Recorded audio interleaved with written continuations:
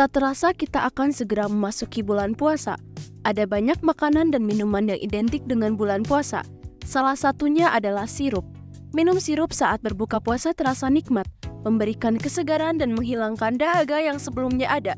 Sirup juga dapat dinikmati dengan cara dicampur ke dalam minuman lain seperti es buah, es doger, es kopior, dan lain sebagainya. Hanya membayangkan segarnya minum sirup sudah membuat ngiler, apalagi jika benar-benar dapat dinikmati. Tapi, pernah gak kalian bertanya-tanya bagaimana sejarah sirup dibuat dan awalnya sirup berasal dari apa?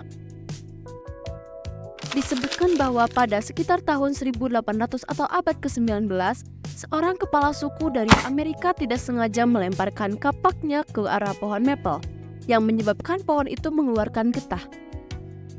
Dalam versi lain disebutkan juga bahwa sirup maple berasal dari seorang istri kepala suku yang mengambil getah pohon maple untuk memasak daging. Hasilnya, daging tersebut menjadi hidangan yang manis dan lezat. Setelah dua penemuan tidak disengaja itu, Amerika mulai gencar memproduksi sirup maple dalam jumlah besar. Produksi sirup maple saat itu dilakukan dengan menggunakan metode tradisional. Para penghasil sirup maple menggunakan teknik pemotongan letter V pada kulit pohon maple dan menaruh keranjang di pangkal pohon agar getahnya dapat mengalir ke dalam keranjang tersebut. Getah yang sudah terkumpul di keranjang akan direbus dengan perlahan dan dibiarkan dingin hingga menjadi sirup. Seiring berkembangnya zaman, para pelaku bisnis sirup maple mulai memproduksi sirup menggunakan mesin canggih, yang membuat produksi sirup menjadi lebih praktis dan terjual ke berbagai negara. Lalu, bagaimana cara sirup bisa masuk ke Indonesia? Sirup pertama kali diperkenalkan kepada masyarakat Indonesia oleh bangsa Belanda pada masa penjajahan. Hal ini dibuktikan dengan didirikannya pabrik sirup pertama di Indonesia yang sudah ada sejak tahun 1923. Nama pabrik itu adalah Sirup Siropen Telasi yang berlokasi di Surabaya. Pabrik ini didirikan oleh J.C. van Drangelen dan Helvach, para pengusaha dari Belanda.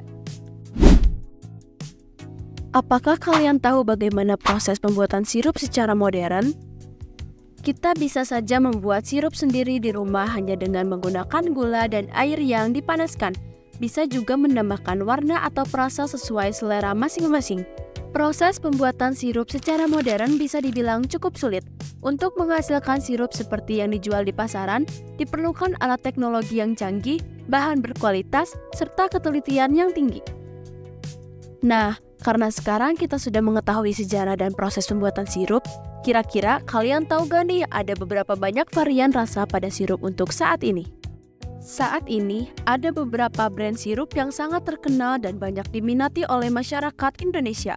Beberapa brand tersebut kurang lebih memiliki 17 varian rasa yang unik seperti melon, koko pandan, strawberry, mangga, jeruk, nanas, leci, sirsak, vanila, lemon, mocha, rose, pisang, kopi, dan masih banyak lagi.